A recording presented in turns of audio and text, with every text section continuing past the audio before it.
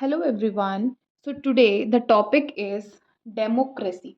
Now the first thing is that we have to start our answer with a definition of the topic.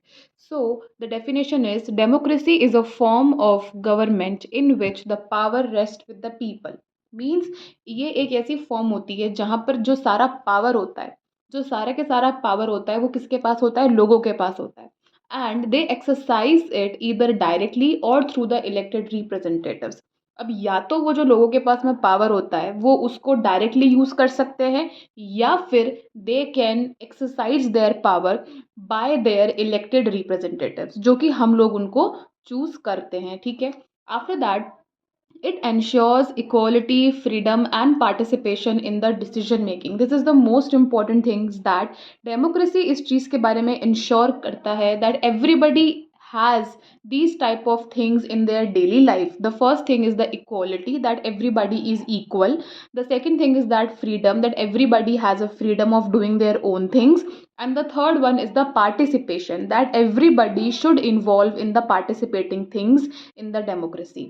Okay, after that you must write the definitions of the thinkers because it will give some important weightage to your answer. The first definition is very simple, is by the Abraham Lincoln. The democracy is government of the people, by the people, and for the people. So this is a very important definition that you will write in your answer in the beginning. It will help you to make your answer more effective. After that the second definition is that, second option आपके पास मैंने आपको दिया है जो कि है एजी वेस्ट का, is that democracy is a form of government in which all citizens have equal rights. सारे लोगों के पास में क्या होगा, इक्वल राइट होगा to participate in the political decision making.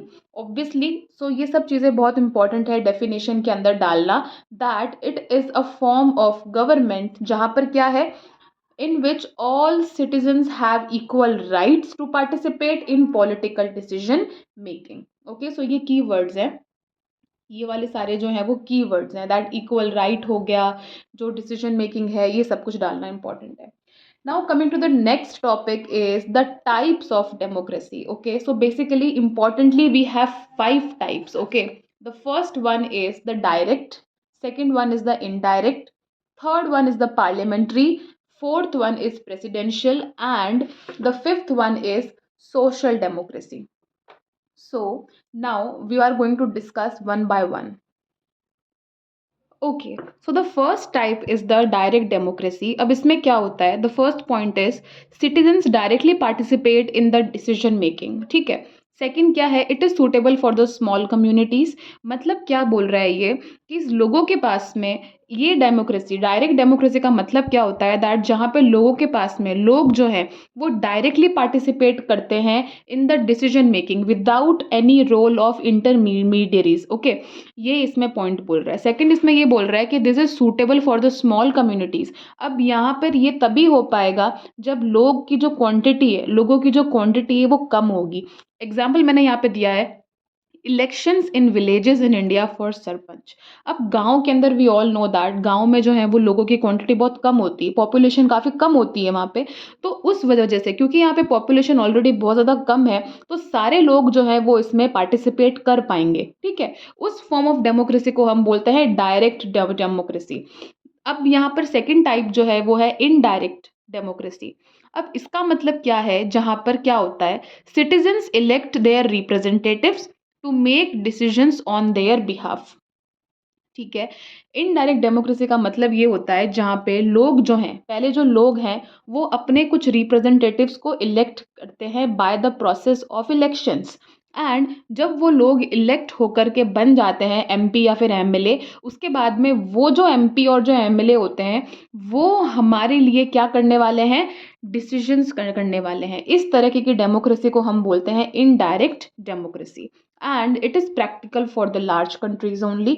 बड़ी बड़ी कंट्रीज़ के अंदर, बड़े बड़े जहाँ पे पॉपुलेशंस बहुत ज़्यादा होती हैं, उन सब के यहाँ पर जो है वो इनडायरेक्ट डेमोक्रेसी फॉलो किया जाता है. फॉर एग्जांपल इंडिया की अगर हम लोग बात कर लें, सो अगर मैं बात करूँ इंडिया की, सो इंडिया के अंदर ही क्या है कि इंडिया के अंदर बेसिकली जो इंडिया का रूलर पार्ट है, ठीक है, जो गाँव वाला एरिया है वहाँ पर हमें डायरेक्ट डेमोक्रेसी देखने को मिलती है और जो इंडिया का अर्बन पार्ट है वहाँ पर इनडायरेक्ट डेमोक्रेसी देखने को मिलती है। ठीक है, for example elections in India we choose our MP and MLAs and then the elected MP and the MLA will take the decisions for us. The third type of democracy is the presidential democracy. In that what happened, the executive president जो है वो elect होता है and separately and it is not responsible to the legislature. Means एक ऐसी government जहाँ पर president का बहुत ज़्यादा important role होता है उसको हम बोलते हैं presidential democracy. For example ये कहाँ पर होती है, USA में होती है. Apart from that जो next हमारी democracy है, one second, yes, the next democracy is the parliamentary one. Parliamentary का मतलब क्या होता है, that the executive is responsible to the legislature, that is parliament. जो भी बंदा elect होकर के आता है, ठीक है, वो पूरे के पूरे पार्लियामेंट के लिए रिस्पॉन्सिबल होता है. ठीक है, उसी को हम बोलते हैं पार्लियामेंट्री डेमोक्रेसी और ये इंडिया में फॉलो होती है. ठीक है, यूके में भी होती है. The next type is social democracy. Now social democracy is the very simple one. Basically it focuses on the social justice and the welfare. मतलब लोगों के सोशल जस्टिस के लिए होती है और लोगों के वेलफेयर के लिए, लोगों के लिए काम करने के लिए ये वाली चीज़ जो होती है. ठीक है, एग्जाम्पल यहाँ पे दिया है स्कैंडिनेवियन कंट्रीज जो हैं वहाँ पर हमें सोशल डेमोक्रेसी देखने को मिलती है. जैसे फॉर एग्जाम्पल डेनमार्क हो गया, फिनलैंड हो गया, स्वीडन हो गया, ये सारी कंट्रीज जो हैं यहाँ पर सोशल डेमोक्रेसी देखने को मिलती है. Now the next topic is the features of the democracy. Very important, the most favorite questions of the examiners. Now the first feature is the rule of people. Rule of people क्या है, मतलब ये एक ऐसी democracy है जहां पर क्या है, सारा के सारा जो पावर है वो लोगों के पास में है.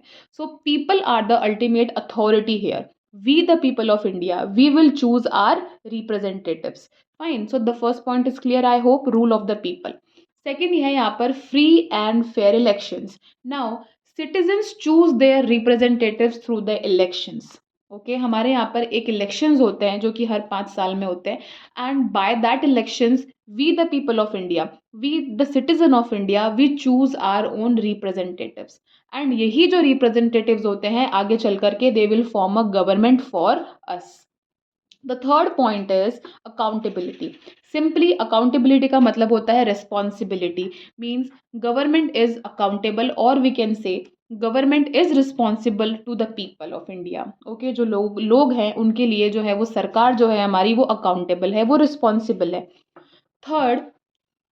Fourth one is the participate. Participate means citizens participate in the political, social and economic activities. that जो सारे लोग हैं they have a equal chance to participate in all the political matter, all the social matter and all the economic matters of the country. Nobody is excluded on the basis of the color, on the basis of the caste, on the basis of the gender, all these kind of thing, on the basis of the religion also. ठीक है, everybody is equal in the eye of democracy. Now the fifth point is, or which is the last point, is the majority rule with the minority rights. ठीक है, majority rule का मतलब क्या होता है, obviously we say that democracy के अंदर क्या होता है, जो लोग मेजोरिटी में जो डिसीजन लेंगे वही फॉलो होगा. लेकिन it is very important to note one point that it is all about the minority also. ठीक है, यहाँ पे क्या लिखा है, decisions are based on the majority but minority rights are protected. जो माइनॉरिटी हैं, क्योंकि इंडिया में we have the 2 section of people. The first one जो कि मेजोरिटी में है, जो कि नंबर में ज़्यादा है, और एक सेक्शन ऑफ पीपल है जो कि माइनॉरिटी में है, मतलब जो कि कम है. ठीक है, कंपेरेटिवली जो मेजोरिटी में लोग हैं उनसे कम लोग होते हैं वो. तो माइनॉरिटी राइट्स को प्रोटेक्ट करना भी इक्वली बहुत इंपॉर्टेंट होता है. Okay, so the last thing that you have to write in your answer is the conclusion. और उसमें आपको लिखना है democracy is a system of government where power rest with the people. ये एक ऐसा सिस्टम होता है जहाँ पर सारी की सारी जो पावर होती है वो किसके पास में होती है, लोगों के पास में होती है, पीपल के पास में होती है. उसके बाद में एक लाइन और इसमें जोड़नी है, वो ये होगी, इट एंश्योर्स, ये क्या इंश्योर करता है, दैट एवरीवन, सबके पास क्या हो, इक्वालिटी होनी चाहिए, सबके पास में फ्रीडम होना चाहिए, सबके पास में पार्टिसिपेशन हो इन द डिसीजन मेकिंग. ठीक है, सब लोगों के पास में क्या होगा, equality, freedom and the participation in the decision making process of the country. So this completes the topic, the democracy. इसमें we have read about the definitions, the definition of the thinkers. After that हम लोगों ने इसमें read किया the types. उसके अलावा the 5 तरह के जो types थे वो read किए. उसके बाद में जो important features हैं वो हम लोगों ने read किए हैं, वो मैंने समझाया आपको. उसके बाद में यहाँ पर conclusion to sum up your answer. And that's it for the video. Thank you for watching my video.